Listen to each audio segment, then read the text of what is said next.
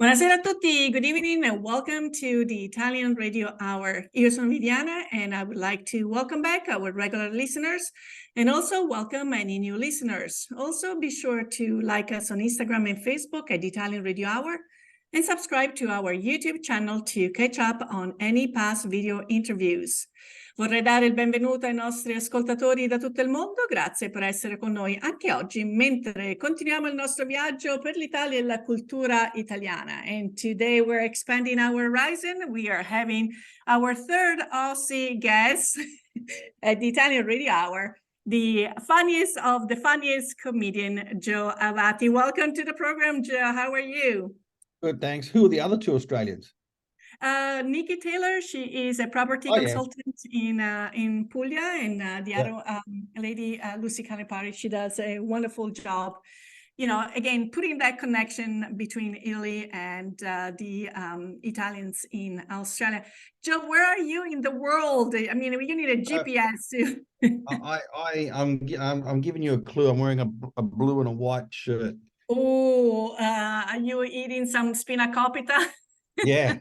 I'm Galactaburico. Galactaburico. Okay, so that's what I am. Greece. And are you traveling with extended family? Yeah, so I've got my wife and my son here because I'm on a world tour. So they joined me in July in Toronto towards the end of the North American tour. And then we all flew over to Italy. We did Milan and Como, Puglia. And we did Calabria, Sicilia. Now we're in Greece. My wife's never been to Greece. I love Greece. I think it's the islands here are fantastic. So this is where we are. And then on Thursday, we fly to the UK for a month. Mm-hmm. We've got shows there in England, Scotland, and Belgium. Mm-hmm. Wonderful. Yeah. I mean, we just to establish the connection, we met in Pittsburgh. That was your first time debut. Yes. And kind of a whole, fasten your seatbelts because that one ride, that one show was so hilarious. I've been to comedy shows where, they're funny and you laugh, but when you can relate to your life experiences, to what you put on stage, it just is to the nth power. And let's talk a little bit about the show that you're taking around the world. Yeah. So when I was your age, so what's that's right. Yes. So tell the audience. So basically.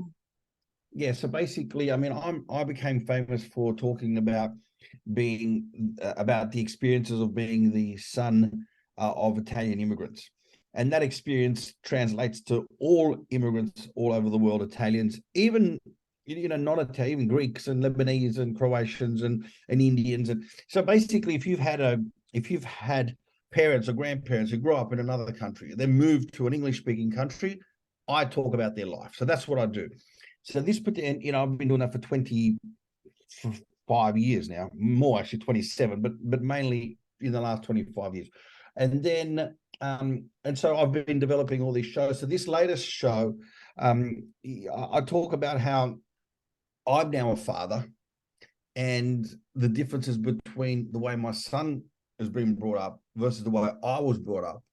Then the difference between the way my dad treated me and the way he treats my son, and there's this whole comedy there. And so that's why it's called When I Was Your Age. And I talk to the teenagers as well. And I say, they had a very different life. They had, these kids have got, on their iPhone, they got the Shazam app, where they want to listen to a song. Well, our Shazam was, we had to listen to the radio. We had to remember the tune. The next day we had to go to a record shop and sing the song to the guy behind the counter. and then, and the guy knew the song, but he'd make you sing the second verse. Right. And so I talk about those little things as well. Now, the thing about my show, for those of you or for your listeners who don't know what I do, it's clean. There's no swearing, no profanities, no vulgarities, nothing that's really going to sort of, well, look, I push the envelope a little bit with certain things, but that's just my opinion. And but it's done in such a way. Well, you were at the show, it's done in such a way that it's a fair go, you know, at It's a life gender identity politics experience. and life When, experience 20, and what's 30 going on in the world years. today. Yeah, Yeah. so life experiences where 20, 30 years ago, we maybe didn't have naming conventions for certain things, or we wouldn't dare to ask our parents to do certain things. But so just, and we'll get to some of it. So if I remember correctly, your dad is from Calabria, your mom was That's born right. in Australia, but Yes. coincidentally, they come from the same town. Well, not exactly the same town, family. but very, like, 20 minutes away, 30 minutes away. So that's, and we actually just went there. We went to my mum's town, and I took a video in my mum's town, and there's a lot of empty homes in Calabria, right? Or in Italy. There's just homes that just have never been finished. And there was this big home overlooking the piazza, and I jokingly said, "Oh, this house is for sale. If anyone wants to buy it, just let me know." I have received about 15 to 20 direct messages from people saying, "Can I buy that house? I want to buy that house. How much is the house going for?" And I was like, "It was just a joke. It was just a joke." People are serious. So we went to my mum's town. We went to my dad's town. And I was very interesting to go into my dad's town because I was with him, and I said to Dad, "Papa, where was your house?" And he showed me his house. I said, "Where was your school?" And he goes, So we actually drove. We got in front of his house. We drove to where his school was. Now, it was about 800 meters away. And I said, "Papa," I said, "this is nowhere near the 40 kilometers that you told me that you used to walk to school every day." Ma dad, 40 chilometri arriva a scuola, c'era la neve, c'era un lupo che mi aspettava. Bastard. You know, you know, there's no lupo here. It's not 40 kilometri. And it's only when you go back to the village that you find out the school's right next to the house. All these years, he made me catch the bus because he made me feel bad. So it was a great experience. We went to McDonald's in Calabria as well. And surprisingly, they didn't have the McBacala. I was waiting for the McBacala. I actually ordered it. I said, "Excuse me, have you got McBacala?" And then I thought it was a joke. The guy said, "No, non abbiamo baccalà, ma c'è il filetto, the fish." I was only joking, mate. But anyway, so we had a great time. We had a great time in So Calabria. growing up, were you allowed to go to fast foods as frequently as No people do way, no nowadays? chance, no chance. The first time I think I had a McDonald's burger, I was probably 16.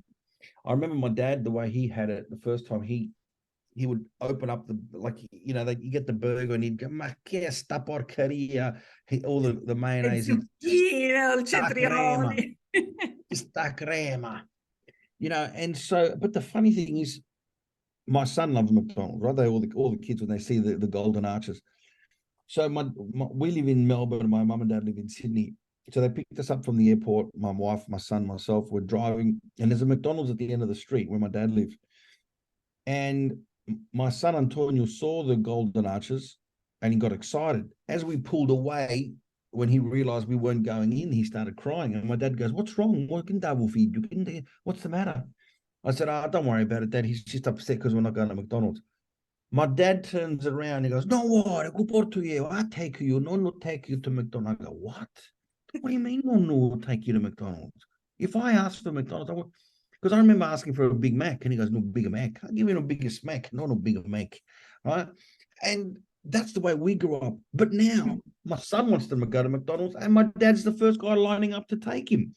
I mean, you know, and I think I talk about this in the show.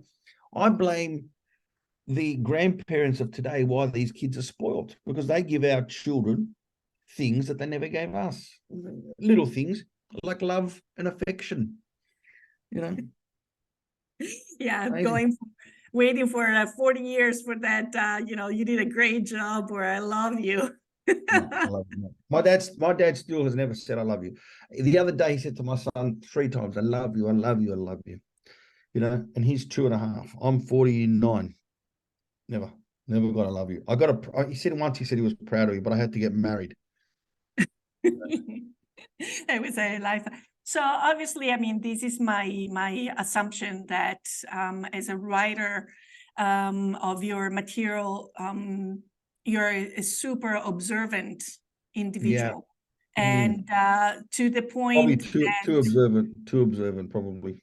where the fine line, I mean, it might almost feel that what you present on stage is fiction, but actually Mm. your material are facts. Yeah, Um, yeah. I'm not one of these comedians to say, wouldn't it be funny if, I don't do that kind of stuff. I go, my material is, isn't it funny how, you know, our parents do this, or why did my nonna keep the olives in the butter container, or the sewing kit in the biscuit container. The one that I hated the most was because in Australia it's hot in January, and you'd come home from school and you'd go to the freezer and you get a big tub of ice cream and you open it up, sauce, tomato sauce. And it was always in the Neapolitan tub. You know the Neapolitan with the 3 flavors? Always that one. Kills me every time. So you come to Italy. How often would you say that you come to Italy? Once a year, So, once every? well, yeah, we were going once a year until COVID. Every 2 years. I like Italy. So, Um, mhm. yeah, I enjoy holidaying in Italy. It's a great place to holiday. I wouldn't be able to live there, but holidaying is good. So if you are like me, I'm personally obsessed because, we have a cultural center and I like to bring back different things Yeah, from Italy back to the US. yeah. And, my suitcase is only this big, well, maybe Mm. this big. So do you ever find yourself in a situation, because Australia, it's like it takes 24 hours to complete Yeah. that journey, to wanting to bring things back from wherever you are Ah, back to Australia? all the time. We send stuff all the time back to Italy. But I've sent so much stuff back over the years. I could do a show just on the post office, the Italian post office. It's a joke. It really is. And look, and I joke about it, and I get abused by Italians, online. Telling me that it's not right. It's not the way it is. It is. It's. I was where was I in Taormina sending stuff back. No packs. No packs. Even now, what, a week. A week and a half ago, I was there. No packs at all. No packages too. No packages to send stuff to Australia. And I said, well, what do you want me to do? She said, well, you go to the supermarket. Now, I had been in this situation in that same post office 4 years earlier. And so we went to the supermarket. It was 8 boxes back then we were sending. So we got all the boxes, we packed them up, brought them in the next day. Another person behind the counter goes, no, questi non vanno, questi non si possono mandare questi. I said, but why not? I said, your colleague yesterday told me to go to the supermarket to get the boxes and pack them. No, ma lui non capisce niente, lui no. What do you mean he doesn't know anything? You're the same. You work in the same. How could he told me one thing and you told me another completely different thing? We had to go and get butcher's paper because there was advertising on the boxes. We couldn't send it. No, questi non vanno perché c'è la pubblicità.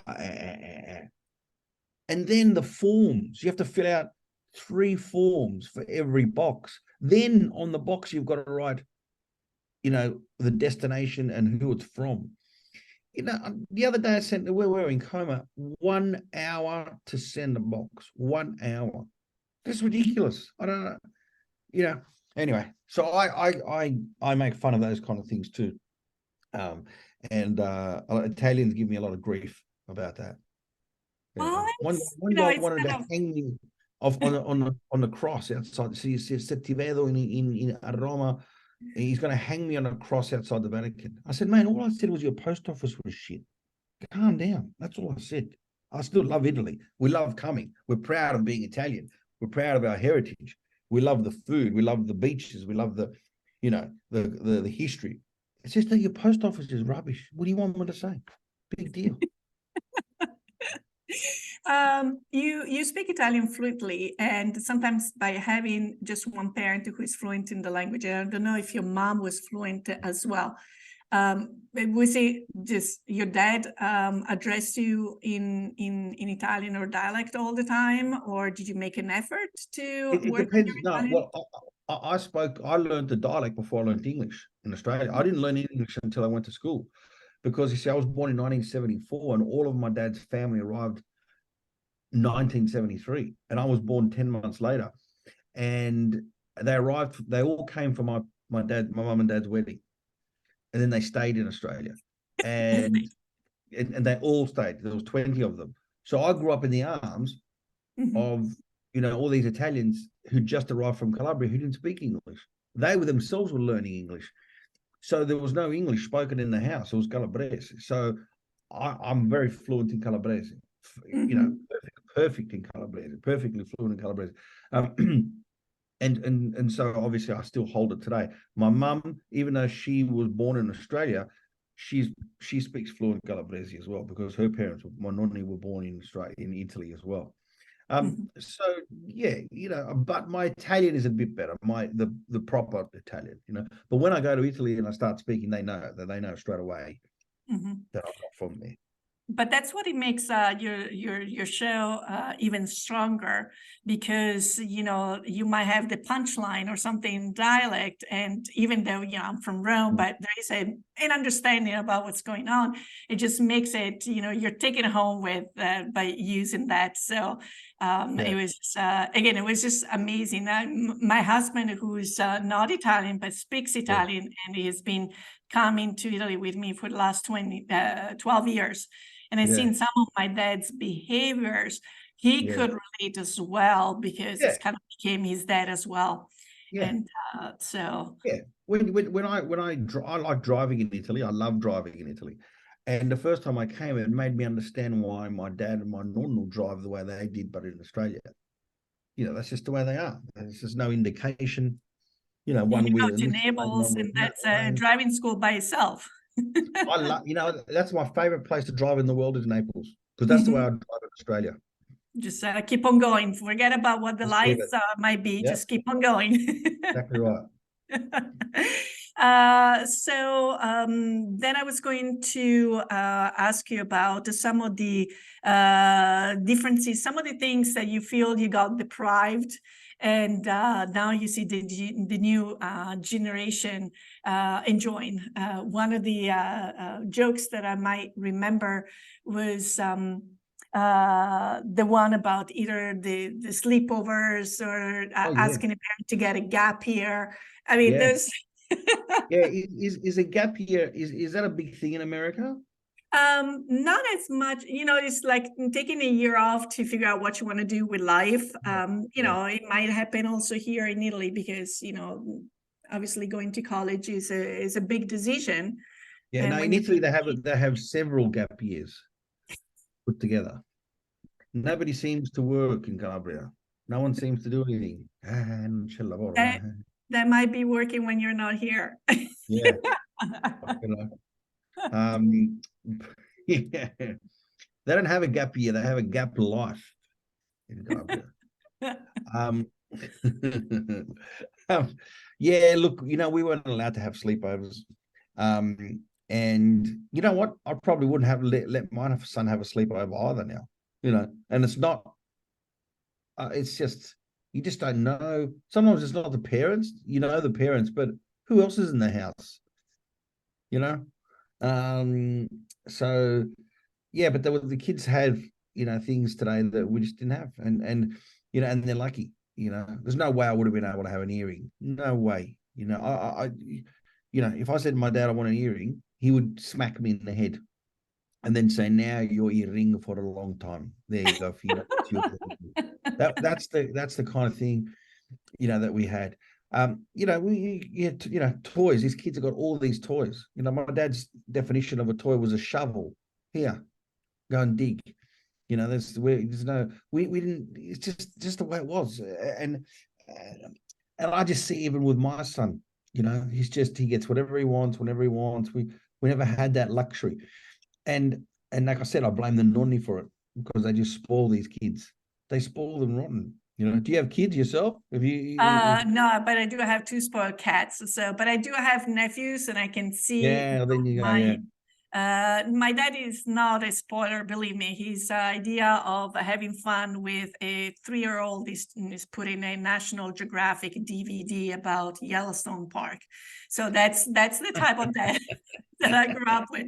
My mom was different. She was the pediatrician, and definitely, more of the relationship building type of person. But my dad, it's Yeah. all about knowledge. And, so by the age of 6, probably we also open heart surgeries. He was a cardiologist. So Oh, right. Okay. Yeah. yeah, so I can, that's absolutely something that I can relate. So when you present this material now, this show has been, how long have you been taking this show around, and where have you been taking it? Sure. So this year I will end up doing 162 shows around the world.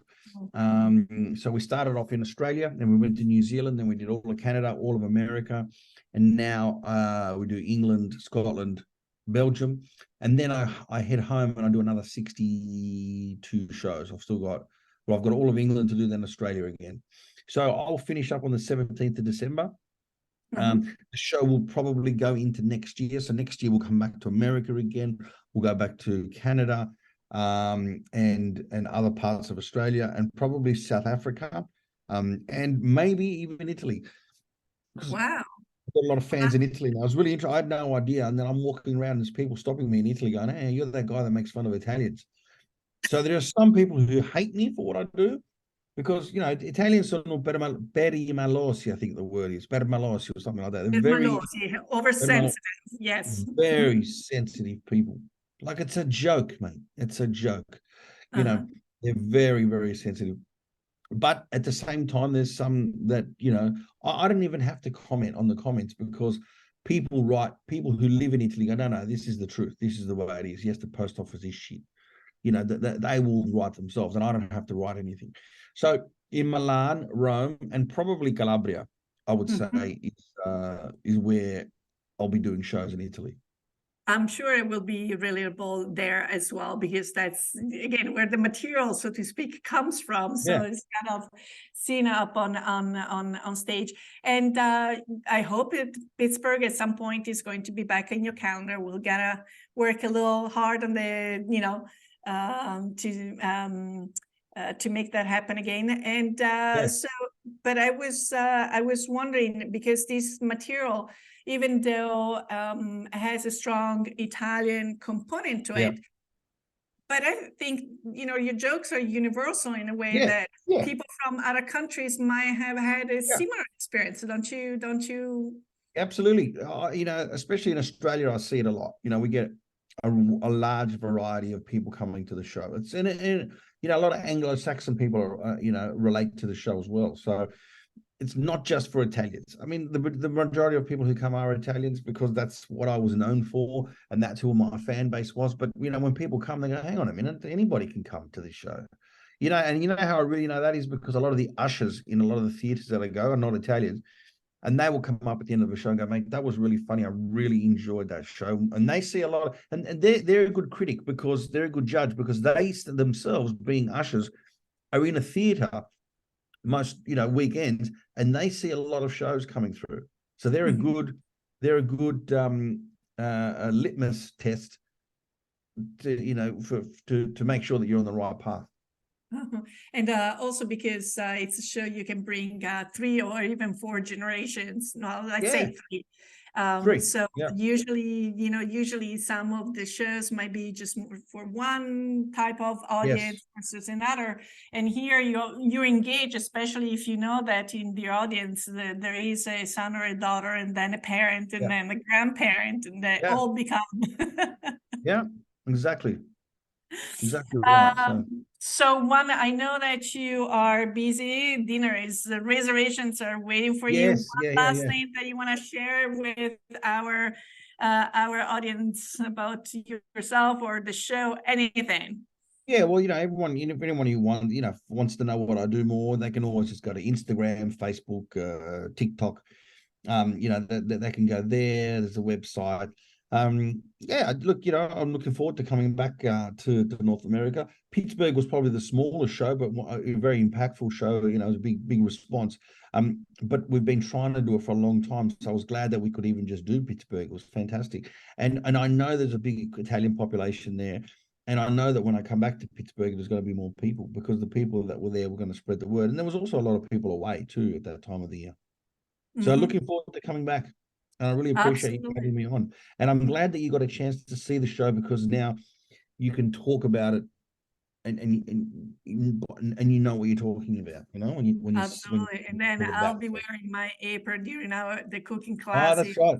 Which apron did you get? The that's nice or the Mangiasti apron? Oh, that's nice. That's nice. I have also the children's book as well. So. Oh, great. Cool. But anyway, our time together is up for today. Big Ben, a detto stop. It's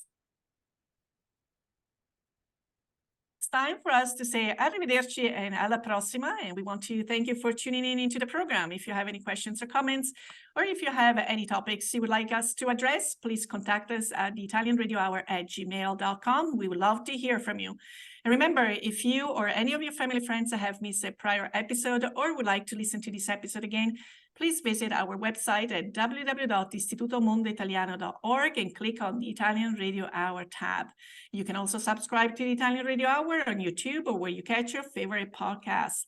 I would like to profusely thank my guest, Joe Avati, our sponsor, Istituto Mondo Italiano, and La Buara for the music. Until next time, alla prossima. Ciao. Calispera. Calimera, calispera. Ciao. Bye-bye.